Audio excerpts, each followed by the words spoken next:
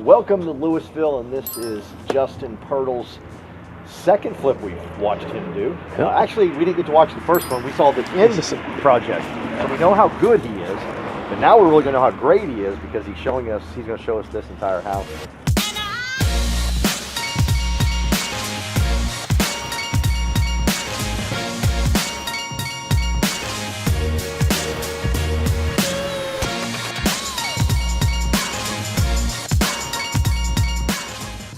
Tell us a little bit about the outside and foundation issues and all that good stuff. Yeah, so obviously she's not pretty yet. Kind of like them that way when we first buy, but it doesn't take much to see that we obviously have some foundation issues. If you can just see the large cracks in the brick, you'll see this really kind of all over the exterior. So we've obviously had a foundation guy come out. They're starting to work tomorrow. We're going to end up, using about 20 piers to. Oh, there goes a rabbit. to level the house. With this one, for one, I don't really care for the color of the roof. It needs to be replaced anyway.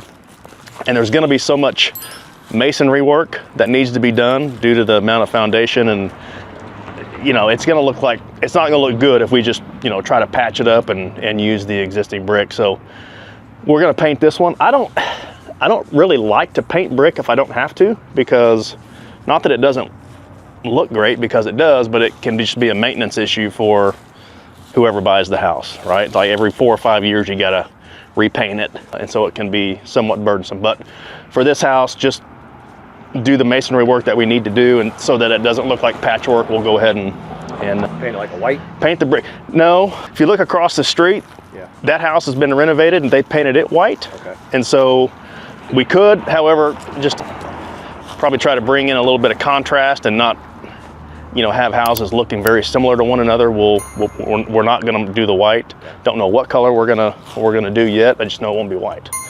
You also, that's a great question. They've renovated, which definitely that kind of fires you up, you're flipping this house and you decide if they renovated. Yep. Has there been a couple others renovated? I know there's some, and when we looked at the comps, there's some great comps, literally the next block over and then the next block over. Yeah. And they've done very, very nice job with anytime we take a look at what we want to do and trying to determine what our flip costs or our renovation costs are going to be, we try to obviously somewhat mirror at least the finish out of what our comps are. So if somebody's using, handwood, wood flooring, hand scraped hardwood flooring to generate a certain ARV, then that's what we'll do in ours. Got it. So yeah, obviously we love that the one right across the street is renovated. So we see people are coming in or starting to make some updates to their homes. So and these are the older streets, so they're a little wider. They're wider. This neighborhood was probably 70s. Yeah. I think it was when this house was built. So you get the wider streets, you get, as we saw, bigger bedrooms, bigger bathrooms, which is kind of cool too. So bigger mature trees that we obviously need to do something with. So yeah, that's what we'll do. Excellent. Let's go take a look inside. All right, we are inside Justin's newest project, and hopefully his next project is joining our team. And when he gets done showing you this house, I'm going to talk about how you can join our team, and you'll have the expertise of this man. But we're inside the home now that you just bought. Yep. And what was all this right here? What was going on? So this was countertop, cooktop, little island type of structure, which obviously we'll change out the countertops. And we had some upper cabinets here with just a really ratty vent hood. So we will not bring the countertops back. We'll probably get rid of this fur down. Okay. Open that up, and then put a nice new stainless cooktop, new quartz countertops, and then nice stainless vent hood. What color you all these? We're currently talking about that. The last one we did was, which I think you saw, was like a naval blue on the cabs. I think we'll probably end up going with like a sage green. Okay.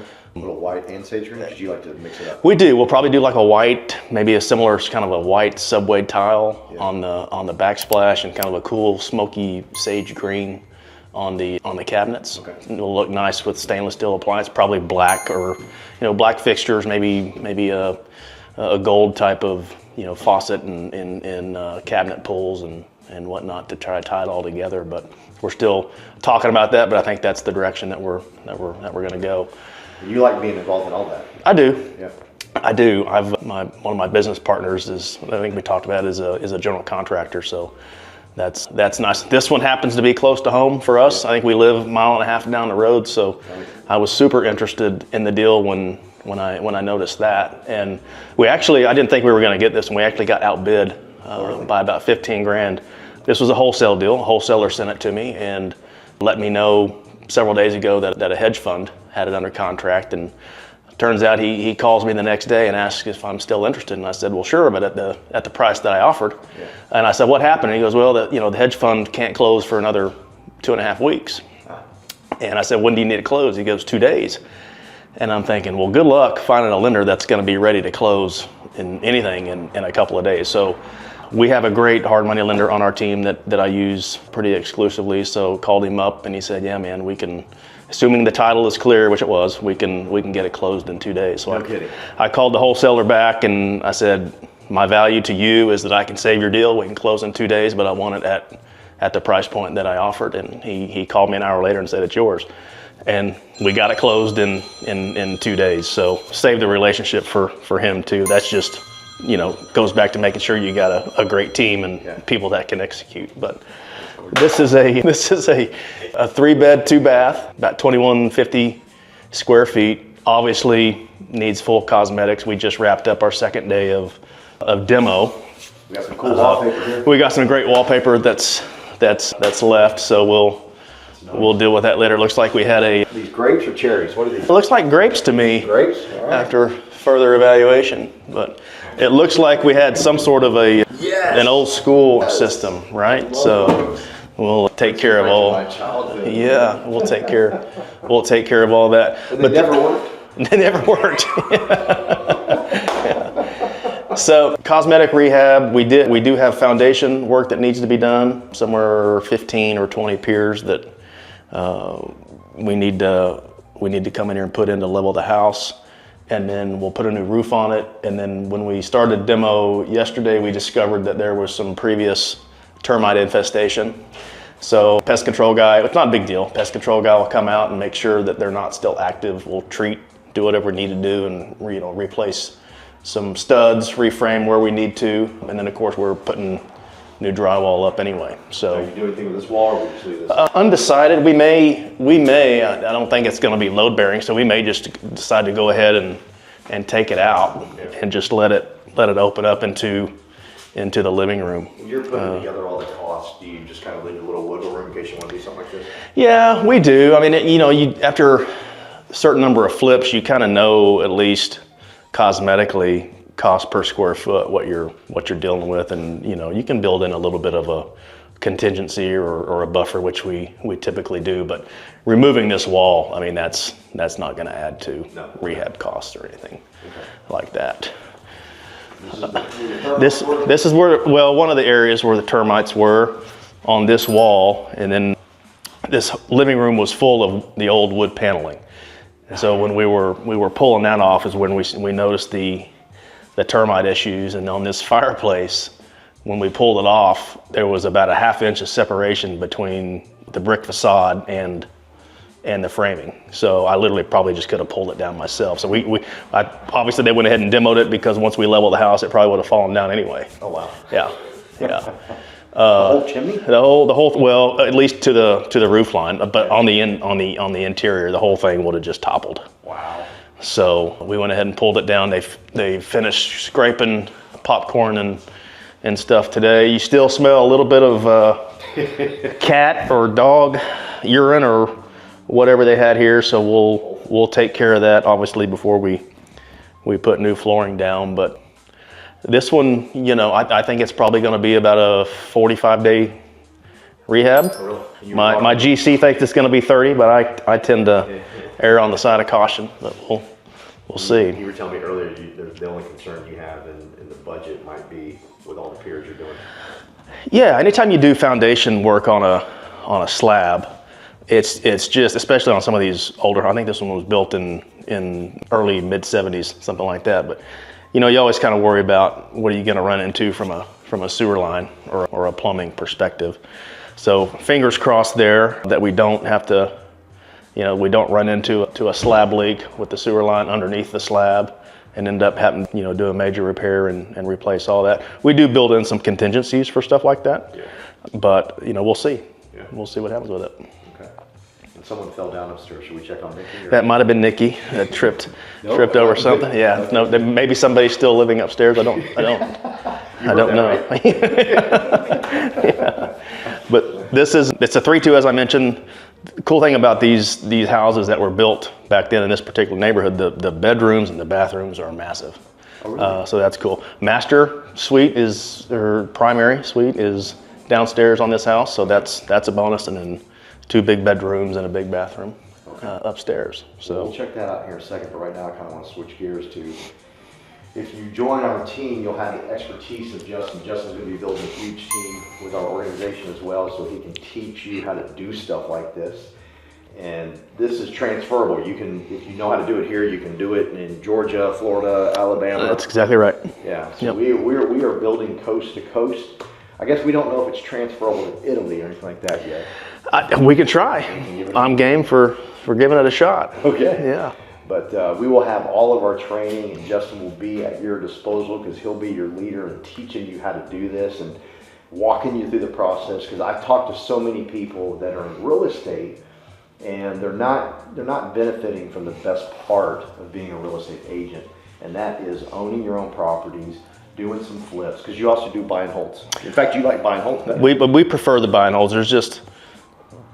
There's about 5 different ways to make money on the buy and hold. There's one way to make money on the flips. So flipping is fun for me, gives us something to do, but my preference is to buy and hold. Okay. Yeah. And how many buy and holds do you have right now? We still carry 7. 7. Yep. Okay. Yep. So again, I talked to so many real estate agents, and they think that they have to have so much money to do something like this. And are you ready for this? Check this out. Justin, how much money are you putting of your own money into this project? Well, if things go well, it'll be 0. We love to use leverage. OPM, other people's money, is the phrase that everybody talks about, and you can do it. It takes time, again, to build teams, but I guarantee you that there are far more people out there that have cash that they want to deploy, and they don't have a desire to manage a project or care to learn about how to flip. So you build big teams of private lenders out there that are begging you to take their money, deploy it into your project and pay them a return. So that's the strategy that we've started to use on the last 4 or 5, and knock on wood, it's been great. All right. So in the comment section and description will be a link that you can give us all your information so we can reach out to you about joining our team. If you already have a real estate license, that's great. If you don't worry about it. We'll show you how to do it. And so hit that link and we'll be in touch with you. But before we knock off, we want to go see that master bedroom and all the big bathrooms around here. And the intercom system looks phenomenal. Okay, so as I mentioned, the master is downstairs, and what I love about these houses built back then is that they did build some pretty good sized bathrooms. So obviously everything's been demoed, but you had a huge double vanity here, big closet, and then this is where the bathtub was at, which we're not going to put a bathtub back in, and we're just going to make it like a walk-in shower. Nice. But this is where most of you can see most of the termite damage occurred when we ripped all the tile. I mean, you can see. Oh my gosh. I mean, there's nothing down here, so we're going to have to do some work putting the new studs and whatnot. They're fairly loose, probably. So we'll come in here and make it nice, but this would be a great walk-in shower, right? So pretty excited. We're upstairs in one of the guest bedrooms. They're pretty good size rooms. Actually, there's this one and one down through the hallway, which seem to be identical in kind of layout and size. They've got, for whatever reason, 2 pretty good size closets that perhaps I think we just turn it into one, make it just one big closet. And then there is what we could do is there's one full bath in there, and so what we may be able to do is actually just turn it into a Jack and Jill maybe. And put an entryway off of each bedroom into the bath. Just thinking of that, but good size guest bathroom or hall bath. This was only a single vanity, but there's plenty of room to put a double vanity in here, which I think we do. And looking at the bathtub, maybe we can perhaps just refinish that. Maybe we don't necessarily have to replace it, but we will if we need. But so good space upstairs too. Hope you enjoyed our video, and if you want to learn how to do this and be on Justin's team, reach out to me. My information is in the comments as well as description. Hit that link, fill out the information. I'll reach out to you, and we'd love to have you on the team. If you have a real estate license, great. If you don't, no big deal. We'll teach you how to do that, and we look forward to hearing from you.